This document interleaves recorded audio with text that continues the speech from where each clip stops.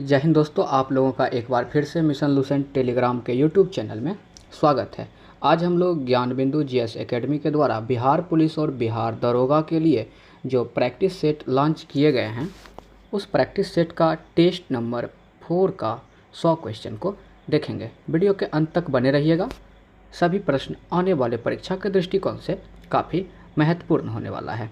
चलिए तो वीडियो की हम लोग शुरुआत करते हैं। थोड़ा सा वीडियो को हम लोग एडजस्ट कर लेते हैं ताकि देखने में आपको कोई असावधानी ना हो। चलिए आज का पहला प्रश्न को देखते हैं। पहला प्रश्न है, चुनाव में प्रयुक्त आदर्श आचार संहिता कब से प्रभावी होती है? तो चुनाव में प्रयुक्त आदर्श आचार संहिता निर्वाचन की अधिसूचना से ही प्रभावी हो जाती है। ऑप्शन नंबर बी इसका आंसर हो जाएगा। अगला प्रश्न है, हाल ही में लॉन्च भारत का क्रांतिकारी जनरेटिव चैटबॉट, यहाँ पे चैटबॉट होगा, ध्यान दीजिएगा, चैटबॉट प्लेटफॉर्म कौन सा है? तो हनुमान है, इसे याद रखिएगा। अगला क्वेश्चन, हाल ही में खोजा गया यूरेनियम का नया समस्थानिक कौन सा है? तो हाल ही में खोजा गया यूरेनियम का नया समस्थानिक यूरेनियम 241 है, इसको आप लोग याद रख लीजिएगा। चलिए प्रश्न संख्या 4 को देखते हैं। अब प्रश्न संख्या 4 में है, हाल ही में किस देश में माता तीर्थ औसी उत्सव मनाया गया है? तो ये नेपाल में मनाया गया है। ऑप्शन नंबर सी आंसर हो जाएंगे। विभिन्न खेल के आयोजन के बारे में सही सुमेलित नहीं है, तो देखते हैं गलत कौन है। पहला है ओलंपिक 2024, ये पेरिस में सही है। T20 क्रिकेट विश्व कप ऑस्ट्रेलिया, ये गलत है। तो T20 क्रिकेट विश्व कप अगर 2024 की बात करें तो 2024 जो है USA प्लस वेस्ट इंडीज में हुआ था, ठीक है। और 2026 की यदि बात करें तो इसका आयोजन इंडिया प्लस श्रीलंका में होगा, इसको याद रख लीजिएगा, ठीक है। तो ऑप्शन नंबर 2 जो है इसमें गलत है। ऑप्शन सी देखते हैं, फीफा विश्व कप 2026 USA में, एशिया खेल 2026 जापान में, सभी सही है। ऑप्शन बी आपका आंसर हो जाएंगे, सुमेलित नहीं है। प्रश्न संख्या 6 को देखते हैं। प्रश्न संख्या 6 है फ्रेंड, शतरंज की आंतरिक रैंकिंग में निम्नलिखित में से कौन से भारतीय ग्रैंड मास्टर शीर्ष स्थान पर डी गुकेश रहे हैं, इसको आप लोग याद रखिएगा। अगला प्रश्न है, हाल ही में 1 मई 2024 को किस दिवस के रूप में मनाया गया था? तो 1 मई 2024 का ये डाटा पूछा है, तो महाराष्ट्र और गुजरात 61वां स्थापना दिवस, ये गलत। देखिए फ्रेंड, इसकी स्थापना दिवस 1 मई को मनाई जाती है, लेकिन ये 61वां नहीं था। 2024 में जो है 64 नंबर का था, और 2025 में कितना हो जाएंगे फ्रेंड? तो ये 65 नंबर का, याद रख लीजिएगा। विश्व प्रेस स्वतंत्रता दिवस, ये फ्रेंड प्रेस स्वतंत्रता दिवस तो ये तो 3 मई को मनाया जाता है, ये तो गलत ही हो जाएंगे। ये भी गलत हो गया, ये भी गलत हो गया। अंतर्राष्ट्रीय श्रमिक दिवस ये 1 मई को मनाए जाते हैं, तो ऑप्शन नंबर जो है 3 सही है। तो ये है ऑप्शन नंबर बी में कि केवल 3 सही है।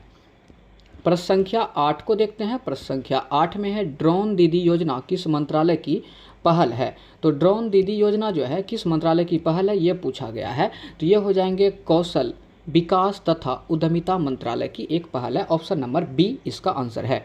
अप्रैल 2024 में 2 दिवसीय सुरक्षा अभ्यास सागर कवच कहाँ आयोजित किया गया है? तो सागर कवच जो है लक्षद्वीप समूह में आयोजित किए गए हैं। ऑप्शन नंबर बी इसका आंसर थे।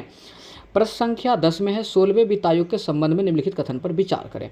तो पहला कथन है, डॉक्टर अरविंद पनगड़िया इसके अध्यक्ष होंगे, बिल्कुल सही है। श्री ऋत्विक रंजनम पांडे आयोग के सचिव बने हैं, ये भी बिल्कुल सही है फ्रेंड।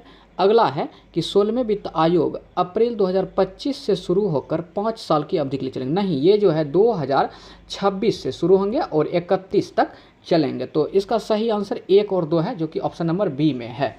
अगला क्वेश्चन देखते हैं। अगला क्वेश्चन है फ्रेंड, नाटो के अगले महासचिव के रूप में किसे नियुक्त किए गए हैं? तो नाटो के अगले महासचिव के रूप में मार्क रूटो को नियुक्त किए गए हैं। और नाटो की स्थापना की यदि बात की जाए तो 4 अप्रैल 1949 को इसकी स्थापना की गई थी, इसको याद रख लीजिएगा, 1949 में। अगला प्रश्न है, निम्नलिखित में से किस लड़ाई ने भारत में ब्रिटेन की फ्रेंच चुनौती को समाप्त कर दिया था? बाड़ीवास की लड़ाई, ऑप्शन नंबर ए, यह 1760 में हुआ था। अगला प्रश्न, निम्नलिखित में से किस राज्य को हड़पने के लिए व्याप्तगत सिद्धांत का पालन नहीं किया गया था? तो पंजाब राज्य को हड़पने के लिए व्याप्तगत सिद्धांत का पालन नहीं किया गया था। ऑप्शन नंबर डी आपका आंसर हो गया। अगला प्रश्न देखते हैं, किस वायसराय ने रोलेक्ट एक्ट को निरस्त कर दिया था? तो रोलेक्ट एक्ट को निरस्त कर दिया था लॉर्ड रीडिंग, और आया किसके समय में था? लॉर्ड चेम्सफोर्ड के समय में आया था। अगला प्रश्न है, सूनहर निम्नलिखित में से किस झील को जोड़ता है? तो सूनहर जैसे ही पूछेगा तो सुपीरियर एवं ह्यूरॉन झील को जोड़ता है, इसको आप लोग याद रख लीजिएगा। चलिए प्रश्न संख्या अब हम लोग 16 को देखते हैं। प्रश्न संख्या 16 में है फ्रेंड, खट्टे फलों के लिए राष्ट्रीय अनुसंधान कहाँ स्थित है? तो खट्टे फलों के लिए जो है राष्ट्रीय अनुसंधान ये नागपुर में स्थित है। ऑप्शन नंबर बी इसका आंसर हो जाएंगे। निम्नलिखित में से कौन सा सही सुमेलित है? तो देखते हैं सही सुमेलित कौन कौन सा है। तो बुकन वन्यजीव अभ्यारण्य अंडमान निकोबार ये सही है। कोरिंगा वन्यजीव अभ्यारण्य आंध्र प्रदेश ये भी सही है। ये आंध्र प्रदेश के जो हैं फ्रेंड इसको याद रखिएगा, काकीनाडा में है। ये आंध्र प्रदेश के काकीनाडा में है, याद रखिएगा।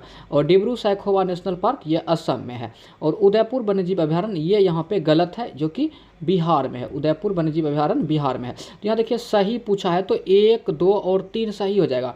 और अगर यहाँ पे जो है ना सही नहीं है लगा देंगे तो ऑप्शन नंबर डी आपका आंसर हो जाएगा। यहाँ पे सही नहीं ही कर लीजिए ताकि ऑप्शन नंबर डी को हम लोग आसानी से छांट सकें।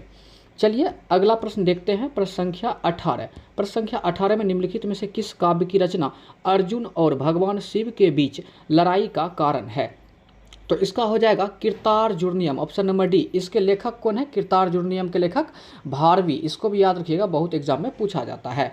अगला प्रश्न है, भारत की स्वतंत्रता के बाद संघ लोक सेवा आयोग यूपीएससी के पहले अध्यक्ष कौन थे? तो इसके पहले अध्यक्ष एच.के. कृपलानी थे, एच.के. कृपलानी। और वर्तमान में यूपीएससी के अध्यक्ष कौन है? तो अजय कुमार हैं। वर्तमान में यूपीएससी के अध्यक्ष कौन है? अजय कुमार। इसको भी याद रख लीजिएगा। अगला प्रश्न देखते हैं प्रश्न संख्या 20 को। प्रश्न संख्या 20 में है फ्रेंड, राष्ट्रीय आपातकाल की उद्घोषणा को अदालत में दुर्भावनापूर्ण के आधार पर चुनौती दी जा सकती है। यह संशोधन किस निर्णय के कारण किया गया था? तो यह संशोधन मिनर्वा मिल्स केस जो आया था 1980 में, इसके कारण किया गया था। ये आपको पूछे या ना पूछे, लेकिन ये कभी कभी पूछ लेता है कि मिनर्वा मिल्स केस जो है ये कब आए थे? तो 1980 में। और केशवानंद भारती केस भी बहुत इंपॉर्टेंट है, इसको भी याद रखिएगा, 1973 में ये आए थे। चलिए प्रश्न संख्या हम लोग 21 को देखते हैं। प्रश्न संख्या 21 में है, इमिसला दर्रा किस राज्य संघ राज्य में स्थित है? तो इमिसला दर्रा जो है ये फ्रेंड लद्दाख में स्थित है, इसको याद रख लीजिएगा। अगला प्रश्न, निम्नलिखित में से किस भारतीय राज्य को ज्वेल ऑफ वेस्टर्न इंडिया के नाम से जाना जाता है? तो ज्वेल ऑफ वेस्टर्न इंडिया के नाम से गुजरात राज्य को जाने जाते हैं, इसको याद रखिएगा। अगला प्रश्न है, वह उत्पादन जिनकी कीमत बढ़ने पर लोग उनका उपयोग अधिक करते हैं उन्हें क्या कहा जाता है? तो उन्हें निम्न स्तरीय वस्तु कहते हैं, क्योंकि निम्न स्तरीय वस्तु का कीमत यदि बढ़ भी जाता है फिर भी उनका जो उपयोग है लोग अधिक मात्रा में करते हैं, इसको याद रखेंगे। ऑप्शन नंबर डी इसका आंसर हो जाएंगे। प्रश्न संख्या 24। प्रश्न संख्या 24 में है, भारतीय संविधान की 8वीं अनुसूची में कितनी भाषा है? देखिए भारतीय संविधान की 8वीं अनुसूची में वर्तमान में 22 भाषा है, और वहीं यदि मूल संविधान में पूछता तो मूल संविधान में 14 भाषा हो जाते हैं। निम्नलिखित में से कौन सा सही सुमेलित नहीं है? तो चरक संहिता चिकित्सा बिल्कुल सही है। माधव निदान रोग विज्ञान सही है। लगधा ये वेदांग ज्योतिष सही है। पंच सिद्धांतिका व्याकरण ये गलत है। पंच सिद्धांतिका जो है फ्रेंड इसको याद रखिएगा, ये खगोल शास्त्र से संबंधित है। ये जो है फ्रेंड खगोल शास्त्र से संबंधित है, इसको याद रखिएगा। और इसके पूछेंगे अगर पंच सिद्धांतिका के लेखक कौन है? तो इसके लेखक बराह मिहिर हैं। कौन है? बराह मिहिर है, इसको भी याद रख लीजिएगा। प्रश्न संख्या 26 को देखते हैं। बिहार के उत्तर पश्चिम भूमि की शिवालिका श्रेणी का निर्माण किस काल में हुआ था? इस श्रेणी का निर्माण जो है फ्रेंड मध्य मायोसीन काल में हुआ था। चलिए हम लोग आंसर टिक कर लेते हैं, फिर आगे बढ़ेंगे। तो मध्य मायोसीन काल में हुआ था, ऑप्शन नंबर बी। भारत में किस संविधान संशोधन अधिनियम ने मतदान की आयु 21 वर्ष से घटाकर 18 वर्ष कर दिया है? तो 21 वर्ष से घटाकर 18 वर्ष 61वां संविधान संशोधन 1989 के तहत किया गया था, इसको याद रख लीजिएगा। प्रश्न संख्या 28 को देखते हैं। प्रश्न संख्या 28 है, ग्लोबल इकोनॉमिक आउटलुक रिपोर्ट किसके द्वारा जारी किया जाता है? तो global economic outlook report IMF के द्वारा जारी किए जाते हैं। IMF की स्थापना की बात की जाए तो 1945 में इसकी स्थापना की गई थी, और इसका जो हेडक्वार्टर पूछा जाएगा तो इसका हेडक्वार्टर हो जाएगा वाशिंगटन DC में। अगला प्रश्न देखते हैं। अगला प्रश्न है फ्रेंड, पंपास कहाँ पाए जाने वाले घास के मैदान है? तो पंपास जो है ये अर्जेंटीना में पाए जाते हैं। और ब्राज़ील में पूछाएगा तो ब्राज़ील में कंपोज घास के मैदान पाए जाते हैं। ऑस्ट्रेलिया में पूछेगा तो ऑस्ट्रेलिया में डाउन्स पाए जाते हैं। और वेनेजुएला में लानोज घास के मैदान पाए जाते हैं, इसको भी याद रख लीजिएगा। प्रश्न संख्या 30 को हम लोग देखते हैं। प्रश्न संख्या 30 में है, बिहार के उत्तर पश्चिम भूमि में शिवालिका श्रेणी का निर्माण। यह प्रश्न रिपीट हो गया है, जिसका कि आंसर मध्य मायोसीन काल में हम लोग कराए थे पहले। अगला प्रश्न, निम्नलिखित में से कौन सा परमाणु संयंत्र के युग्म का सही मिलान है। तो सही मिलान चुनते हैं तारापुर बिहार, ये गलत है। तारापुर कहाँ हो जाएगा फ्रेंड, तो ये तारापुर महाराष्ट्र में हो जाएंगे, याद रखिएगा महाराष्ट्र में हो जाएंगे। कल्पक्कम केरल, ये गलत है। कल्पक्कम कहाँ हो जाएगा, तमिलनाडु में, इसको याद रखिएगा। कैगा, कैगा ये कहाँ हो जाएगा, तो कैगा कर्नाटक में हो जाएगा, इसको भी याद रखिएगा। और Kakrapar Gujarat, option number C जो है बिल्कुल सही था, काकरापारा गुजरात में। अगला प्रश्न देखते हैं। अगला प्रश्न है किस व्यक्ति की समाधि स्थल को विजय घाट कहा जाता है। फ्रेंड जो बहादुर होगा वही तो विजय हो पाएगा ना, तो लाल बहादुर शास्त्री का जो समाधि स्थल है वो विजय घाट कहलाते हैं। प्रश्न संख्या 33, प्रश्न संख्या 33 में से है किस वर्ष में पहली बार मनुष्य अंतरिक्ष में गया था। तो पहली बार मनुष्य अंतरिक्ष में गया था 1961 में, ऑप्शन नंबर सी। महाबोधि मंदिर का निर्माण बोध गया में वहाँ किया गया है जहाँ पर बुद्ध ने ज्ञान की प्राप्ति किया था, ऑप्शन नंबर सी इसका आंसर हो जाएंगे। प्रश्न संख्या 35, और प्रश्न संख्या 35 ललन टॉप प्रश्न है, इसको जरूर याद रखिएगा, वेरी वेरी इंपॉर्टेंट है। 1920 के असहयोग आंदोलन के दौरान राहुल संकीर्त्यान किस क्षेत्र से संबंधित है, ये छपरा से संबंधित है, याद रखिएगा। और आलमगीर नामा पुस्तक के लेखक कौन है, तो मोहम्मद काजिम इसके लेखक हैं। चलिए प्रश्न संख्या अब हम लोग 37 को देखते हैं। प्रश्न संख्या 37 में निम्नलिखित में से कौन सा जलडमरू मध्य मैक्सिको और क्यूबा के बीच है। तो मैक्सिको और क्यूबा के बीच जो जलडमरू मध्य होगा युकाटन जल संधि है, ऑप्शन नंबर ए आंसर हो जाएंगे। अगला प्रश्न ट्विडल शब्द का प्रयोग ये टेबल टेनिस के लिए करते हैं, ऑप्शन नंबर डी इसका आंसर हो जाएंगे। प्रश्न संख्या 39 को देखते हैं। 39 में है निम्नलिखित में से किनका भारत के राष्ट्रपति के रूप में सबसे कम अवधि का कार्यकाल था। तो जाकिर हुसैन का। निम्नलिखित में से कौन सी नदी सिंधु के बाईं तरफ से मिलती है। तो सिंधु के बाईं तरफ से जो है जास्कर मिलते हैं फ्रेंड, और दाईं तरफ यानी राइट साइड पूछेंगे तो काबुल नदी मिलती है, इसको भी याद रख लीजिएगा। अगला प्रश्न प्रश्न संख्या 41 में है किसने चंपारण के किसान की दुर्दशा को लेखन द्वारा दुखी आत्मा एवं दुखी हृदय जैसे उपनाम के माध्यम से उजागर किया है। तो इसका आंसर हो जाएंगे friend Pir Mohammad मुनीस, option number A. प्रसिद्ध जनजातीय विद्रोह रामोसी विद्रोह किस भौगोलिक क्षेत्र में हुआ था। तो ये पश्चिमी घाट में हुए थे, इसको याद रख लीजिएगा।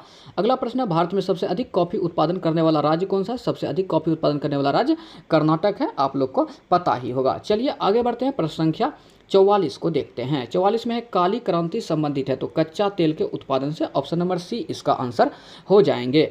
1949 में भारत सरकार द्वारा नियुक्त राष्ट्रीय आय समिति का अध्यक्ष निम्नलिखित में से कौन था। तो 1949 में जो भारत सरकार के द्वारा राष्ट्रीय आय समिति का जो गठन किया गया था, इसके अध्यक्ष पीसी महालनोबिस थे, ठीक है, इसको याद रखिएगा। और इसी के द्वारा 1931 में जो है ISI की स्थापना किया गया था, इंडियन स्टैटिस्टिकल इंस्टीट्यूट की स्थापना किया गया था, वो भी पीसी महालनोबिस के द्वारा ही, इसको भी याद रख लीजिएगा। अगला प्रश्न है किस अंतर्राष्ट्रीय समझौते के तहत GI चिन्ह प्रदान किए जाते हैं। तो GI टैग जो है फ्रेंड ये प्रदान किए जाते हैं ट्रिप्स समझौता के तहत, याद रखिएगा। ट्रिप्स यहाँ पे इसको कट कर दीजिए और इसको लिख दीजिए TRIPS, ट्रिप्स समझौता के तहत GI टैग जो है प्रदान किए जाते हैं, ऑप्शन नंबर बी इसका आंसर हो जाएगा। प्रश्न संख्या अब हम लोग देखते हैं प्रश्न संख्या 47 को। प्रश्न संख्या 47 में है निम्नलिखित कथन पर विचार कीजिए, और लास्ट में लिखा है सही कौन है, उसके बारे में हम लोग को जानना है। भारत का निर्वाचन आयोग 5 सदस्य निकाय नहीं है, ये 3 सदस्य निकाय है। कल के वीडियो में हम लोग ने बताया था, उसमें एक जो है मुख्य चुनाव आयुक्त हैं और 2 जो है अन्य चुनाव आयुक्त हैं। तो आपको कमेंट बॉक्स में कमेंट करके तीनों का नाम बताना है कि मुख्य चुनाव आयुक्त कौन है एवं अन्य चुनाव आयुक्त दोनों कौन है। तो ऑप्शन नंबर ए तो गलत हो गया। संघ का गृह मंत्रालय आम चुनाव और उपचुनाव दोनों के लिए चुनाव कार्यक्रम तय करते, नहीं ये भी गलत है। अगला है निर्वाचन आयोग मान्यता प्राप्त राजनीतिक दल के विभाजन विलय से संबंधित विवाद को निपटाता है, ये बिल्कुल सही है। ऑप्शन नंबर जो सी है बिल्कुल सही है। तो इस तरह से हम लोग ले सकते हैं कि ऑप्शन नंबर डी में है, केवल 3 सही है। चलिए प्रश्न संख्या अब हम लोग 48 को देखते हैं। प्रश्न संख्या 48 में है दारा सिकोह किसका अनुनायी बन गया था। तो दारा सिकोह जो है कादरी सिलसिले के अनुनायी बन गए थे। उज्जैनी प्रतीक किसके सिक्के की एक सामान्य विशेषता थी। तो उज्जैनी प्रतीक सातवाहन के सिक्के की एक सामान्य विशेषता थी, याद रखिएगा। निम्नलिखित में से कौन सा प्राचीन बंदरगाह था। तो प्राचीन बंदरगाह के रूप में देखिए बैरीगाजा, ताम्रलिप्ति और मुजरी सभी को जानते थे। ऑप्शन नंबर डी इसका आंसर हो जाएंगे। प्रश्न संख्या 51, प्रश्न संख्या 51 में है निकोलो डी कांटी ने किस भाषा को पूर्व का इटालवी कहा है? तो निकोलो डी कांटी जो है पूर्व का इटालवी तेलुगु भाषा को कहा है, इसको याद रख लीजिएगा। तेलुगु और कन्नड़ को यदि शास्त्रीय भाषा का दर्जा पूछे कब दिया गया था, तो 2008 में दिया गया था। वहीं तमिल को पूछे तो तमिल को 2004 में दिए गए थे, इसको भी आप लोग याद रख लीजिएगा। अगला प्रश्न है निम्नलिखित में से कौन सा अनुच्छेद स्मारक और राष्ट्रीय महत्व के स्थान एवं वस्तु के संरक्षण से संबंधित है? तो इसका आंसर हो जाएगा फ्रेंड ऑप्शन नंबर डी अनुच्छेद 49, अनुच्छेद 49। अगला प्रश्न है विदेशी भाषा की श्रेणी में किस पहली भारतीय फिल्म को ऑस्कर के लिए नामांकित किया गया था? तो देखिए ऑस्कर के लिए नामांकित किया गया था मदर इंडिया को, सबसे पहले ऑस्कर के लिए मदर इंडिया को नामांकित किया गया था और ये 1957 में नामांकित किए गए थे, इसको याद रखिएगा। और वहीं यदि ऑस्कर पुरस्कार की शुरुआत पूछा जाएगा तो इसकी शुरुआत 1929 में किया गया था। ये बहुत एग्जाम में पूछा जाता है, याद रख लीजिएगा। चलिए प्रश्न संख्या अब हम लोग 54 को देखते हैं। प्रश्न संख्या 54 में है संगम साहित्य में निम्नलिखित में से किस मार्शल आर्ट का उल्लेख है? संगम साहित्य में जो है किस मार्शल आर्ट का उल्लेख किया गया है, ये पूछा हुआ है। तो ऑप्शन नंबर ए में है कट्टू वरिसाई, ये एक मार्शल आर्ट है, इसका उल्लेख किया गया है। अगला प्रश्न निम्नलिखित में से कौन सा जोड़ा सुमेलित है, मतलब सही का चयन करना है? विक्रमशिला विश्वविद्यालय उत्तर प्रदेश, ये गलत है, ये बिहार के भागलपुर में है। हेमकुंड गुरुद्वारा हिमाचल प्रदेश, ये गलत है, ये उत्तराखंड में है, इसको याद रख लीजिएगा। और उदयगिरी की गुफा जो है ये महाराष्ट्र दिया हुआ, महाराष्ट्र नहीं, ये मध्य प्रदेश हो जाएंगे। और अमरावती बौद्ध स्तूप ये आंध्र प्रदेश, ये बिल्कुल सही है। तो ऑप्शन नंबर डी ही सिर्फ सुमेलित है। प्रश्न संख्या 56 को देखते हैं। प्रश्न संख्या 56 में स्वीट शेयर के विषय में सत्य है। तो स्वीट शेयर के विषय में सत्य है, देखिए स्वीट शेयर जो होता है ना, यह कंपनी कर्मचारी को रियासती मूल्य पर दिया जाता है, पहला तो सही है। उसके बाद होता है इसके लॉक इन पीरियड 3 वर्ष का होता है, बिल्कुल सही है, इसके लॉक इन पीरियड 3 वर्ष का होते हैं। तो ऊपर दोनों कथन ही सही है, ऑप्शन नंबर सी हो जाएगा इसका आंसर। स्टॉक मार्केट क्या है, क्वेश्चन पूछा गया है स्टॉक मार्केट क्या है? तो स्टॉक मार्केट द्वितीयक पूंजी बाजार है, स्टॉक मार्केट द्वितीयक पूंजी बाजार है। अगला प्रश्न है हिल्टन यंग आयोग की अनुशंसा पर स्थापित किया गया था। तो हिल्टन यंग आयोग की अनुशंसा पर आरबीआई का गठन किया गया था 1935 में। और यदि एक्ट पूछे तो एक्ट हो जाएगा 1934 का। वर्तमान में आरबीआई का जो गवर्नर है ये संजय मल्होत्रा है, इसको भी याद रख लीजिएगा, संजय मल्होत्रा है, इसको याद रख लीजिएगा फ्रेंड। चलिए आगे बढ़ते हैं, प्रश्न संख्या 59 को देखते हैं। प्रश्न संख्या 59 में है साख संकुचन में होता है। तो साख संकुचन में मुद्रास्फीति की स्थिति उत्पन्न होती है, इसको याद रख लीजिएगा। प्रश्न संख्या अब हम लोग 60 को देखते हैं। प्रश्न संख्या 60 में है फ्रेंड, ध्यान से प्रश्न को देखिएगा। उत्पत्ति ह्रास नियम के तीसरे अवस्था में होता है। तो उत्पत्ति ह्रास के तीसरे अवस्था में कुल उत्पादन कम होने लगता है, ऑप्शन नंबर सी इसका आंसर हो जाएंगे। बिहार में पहला कांग्रेसी मंत्रिमंडल का गठन कब हुआ था? तो 20 जुलाई 1937 को हुआ था, ऑप्शन नंबर सी इसका आंसर हो जाएंगे। अगला प्रश्न है फ्रेंड, अगला प्रश्न को ध्यान से देखिएगा। प्रश्न संख्या 62, बिहार में भारत छोड़ो आंदोलन के क्रम में दीप नारायण सिंह को कहां से गिरफ्तार किया गया था? दीप नारायण सिंह को बिठौली आश्रम से गिरफ्तार किया गया था। अगला प्रश्न, मधुबनी चित्रकला के महत्वपूर्ण प्रतिनिधि या कलाकार कौन है? देखिए कौशल्या देवी, शशिकला देवी और सिया देवी, ये सभी कलाकार हैं, तो ऑप्शन नंबर डी हो जाएंगे उपर्युक्त सभी। बिहार में 2011 की जनगणना के अनुसार ग्रामीण साक्षरता दर कितना है? तो ग्रामीण साक्षरता दर पूछा गया है तो 59.8%, याद रखिएगा 59.8% है। अगला प्रश्न पूछा गया है विलायत अली के भाई हैं, विलायत अली के भाई हैं। तो विलायत अली के भाई शायद पिछले वीडियो में भी बताए थे, इनायत अली और तालीम अली दोनों है, तो ऑप्शन नंबर सी के साथ चलेंगे, ए और बी दोनों सत्य है। मित्र राष्ट्र में कौन कौन देश आते थे?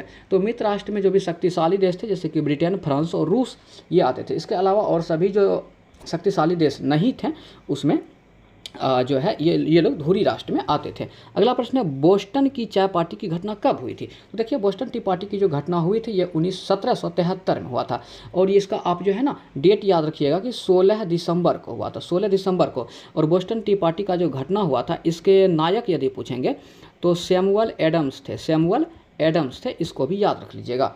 प्रश्न संख्या 68 को देखते हैं। प्रश्न संख्या 68 में है फरवरी क्रांति के दौरान कौन सा नारा लगाया गया था? तो फरवरी क्रांति के दौरान जो नारा लगाया गया था रोटी और शांति, रोटी और शांति। भारत में प्रोजेक्ट टाइगर कब लॉन्च किया गया था? तो 1 अप्रैल 1973 को प्रोजेक्ट टाइगर लॉन्च किया गया था, याद रखिएगा। अगला प्रश्न, निम्नलिखित में से कौन सी एक गैस ग्रीन हाउस गैस नहीं है? तो ग्रीन हाउस गैस नहीं है, बहुत इंपॉर्टेंट क्वेश्चन है। हाइड्रोजन जो है ग्रीन हाउस गैस नहीं है, इसको याद रख लीजिएगा। आगे बढ़ते हैं, अगला प्रश्न है रसोई में उत्पन्न होने वाली अजैव निम्नीकरण पदार्थ की पहचान कीजिए। अजैव निम्नीकरण जिसका जो है निम्नीकरण नहीं हो सकता है, तो दूध की थैली का निम्नीकरण नहीं हो सकता है। ऑप्शन नंबर सी इसका आंसर हो जाएंगे। प्रश्न संख्या 72 को अब हम लोग देखते हैं। प्रश्न संख्या 72 में है, MS वर्ड में अशुद्ध शब्द को डैश रंग से रेखांकित किया जाता है? तो लाल रंग से रेखांकित किया जाता है, याद रख लीजिएगा। स्क्रीन या मॉनिटर डिवाइसेस हैं, तो स्क्रीन या मॉनिटर कौन सा डिवाइसेस है? तो डिस्प्ले डिवाइसेस हैं, या यहाँ पे डिस्प्ले डिवाइसेस ना हो करके आउटपुट डिवाइसेस भी रहेगा, तो वो भी आंसर हो जाएंगे।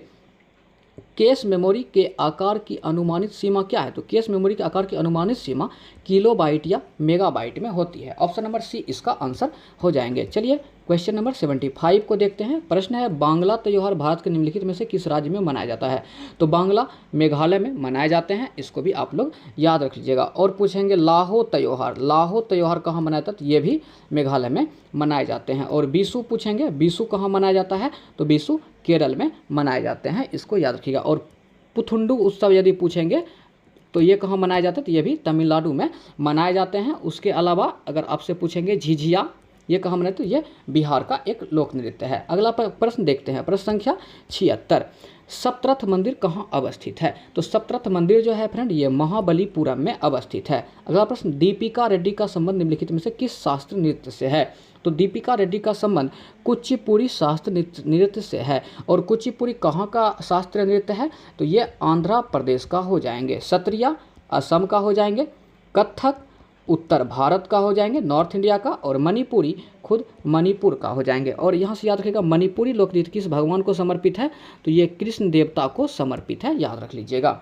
अगला प्रश्न, प्रश्न संख्या 78 में है, संगीत सम्राट तानसेन के गुरु कौन थे? तो तानसेन के गुरु हो जाएंगे हरिदास। तानसेन के गुरु कौन थे? तो हरिदास। अगला प्रश्न है, वह वाद्य यंत्र जिस पर उस्ताद अमजद अली खान ने निपुणता हासिल की थी? तो सीधा उस्ताद अमजद अली खान क्या बजाते थे? तो ऑप्शन डी सरोद बजाते थे। पास्कल इकाई है, पास्कल किसकी इकाई है? तो दाब की इकाई है। पास्कल किसकी इकाई है? तो दाब की इकाई है। अगला प्रश्न है, वस्तु की मात्रा बदलने पर अपरिवर्तित रहेगा? तो वस्तु की मात्रा बदलने पर क्या अपरिवर्तित रहेंगे? तो घनत्व जो है उसका अपरिवर्तित रहेंगे। अगला प्रश्न है, एक भू उपग्रह अपने कक्ष में निरंतर गति करता है, यह अपकेंद्री बल के प्रभाव से होता है जो प्राप्त होता है। मतलब जो अपकेंद्री बल है ना, ये प्राप्त कैसे होता है? तो देखिए, सूर्य के द्वारा उपग्रह पर लगाने वाले बल यानी गुरुत्वाकर्षण बल जो होता है उससे जो है मतलब जो उपग्रह होते हैं वो अपनी कक्षा में निरंतर गति करते रहता है और उसको अपकेंद्री बल प्राप्त होते रहता है। तो ऑप्शन नंबर सी आंसर हो जाएगा, सूर्य के द्वारा उपग्रह पर लगने वाला गुरुत्वाकर्षण बल। मतलब कहने का मतलब है कि सूर्य उसको अपनी ओर खींचता है, ठीक है, जिससे वो जो है अपनी कक्षा में ही जहाँ जहाँ से उसके ओर बल लगेगा वो उसकी ओर गति करने लगता है, और जिससे वो अपनी कक्षा में निरंतर जो है गति करते रहते हैं, इसको याद रख लीजिएगा। चलिए आगे बढ़ते हैं। अगला प्रश्न, प्रश्न संख्या 83 में है, ध्वनि के पुनरुत्पादन के लिए एक CD यानी कॉम्पैक्ट डिस्क ऑडियो प्लेयर में प्रयुक्त होता है? तो लेसर बीम प्रयुक्त होते हैं, ऑप्शन नंबर सी। आगे है, टेलीविज़न संकेत सामान्यतः एक दूरी के आगे प्राप्त नहीं होता, क्यों प्राप्त नहीं होता है? तो जो ये त्रिज्या होती है ना पृथ्वी का, उसके वजह से ये प्राप्त नहीं होते। तो ऑप्शन नंबर डी के साथ हम लोग चल सकते हैं, पृथ्वी की वक्रता से। अगला प्रश्न है, एशिया की विशालतम परावर्ती दूरबीन कहाँ है? तो एशिया की विशालतम परावर्ती दूरबीन जो है कवालूर में स्थित है, ऑप्शन नंबर सी इसका आंसर हो जाएंगे। यदि किसी चुंबक का तीसरा ध्रुव हो तो तीसरा ध्रुव क्या कहलाएगा? तीसरा ध्रुव परिणामी ध्रुव कहलाता है। तीसरा ध्रुव परिणामी ध्रुव कहलाता है, इसको याद रख लीजिएगा। प्रश्न संख्या 87 के प्रश्न को देखते हैं। शीत प्रकोष्ठ में फल भंडारण दीर्घ भंडारण जीवन देता है, क्यों? जो शीत कोल्ड स्टोर होते हैं ना, वहाँ पे जो भी फल वगैरह रखे जाते हैं वो अधिक समय तक अच्छा रहता है, क्यों? क्योंकि वहाँ जो शोषण दर का होता है ना, ह्रास हो जाता है, ठीक है, शोषण दर का ह्रास हो जाता है, इसलिए वो अधिक समय तक जो है ना मतलब वो जीवन देता रहता है, अच्छा रहता है। अगला प्रश्न है, अनुकारिता आदिम भूमि परिस्थितियों में निम्नलिखित के प्रादुर्भाव का सही अनुक्रम क्या है? तो इसका सही अनुक्रम ऑप्शन नंबर ए में ही दिया गया है, मेथेन, फिर हाइड्रोजन, फिर साइनाइड, फिर नाइट्राइल, फिर अमीनो अम्ल। ऑप्शन नंबर ए इसका आंसर हो जाएंगे। संख्या 89 को देखते हैं। यहाँ पर जो है कुछ प्रक्रिया दिया गया है, आगे परिवर्तन है। तो जैसे हम लोग स्टार्ट करते हैं, पहले दिया हुआ है वाष्पन। तो देखिए वाष्पन जो है द्रव से जैसे भी कोई चीज़ गैस में बदल जाता है तो उस क्रिया को वाष्पन कहते हैं। अगला दिया हुआ है उदरपातन। उदरपातन में क्या होता है, कोई ठोस सीधे गैस में बदल जाता है। तो एक का तो एक हो गया, दो का तीन हो गया। आगे है हिमीकरण। हिमीकरण क्या होता है, कोई भी द्रव है वो ठोस में बदल जाता है यानी जम जाता है। अगला है पिघलना। पिघलना का मतलब है कोई ठोस है वो द्रव में बदल जाता है। तो एक का एक हो गया और दो का तीन हो गया। तो ऑप्शन नंबर ए में ही दिख रहा है, एक का एक, दो का तीन, फिर तीन का दो, चार का चार। ऑप्शन नंबर ए इसका आंसर हो जाएंगे।